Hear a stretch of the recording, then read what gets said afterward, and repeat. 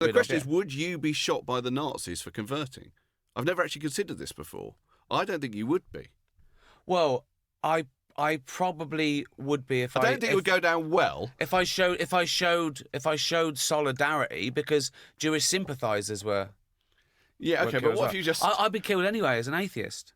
No, they didn't kill atheists, did they? No, they didn't kill atheists. I don't think so. They probably annoyed him a bit, didn't they? No, well, you might look. I would hope that there would be things that you. This is another myth we personally should bust on Twitter, that people say Hitler was atheist. Yeah, I don't know whether he was or wasn't. He wasn't. He was a vegetarian. People go on about that, and he liked dogs. Yeah. No, he was I think a Catholic, and he even said at one point, "I'm doing God's work." Yeah.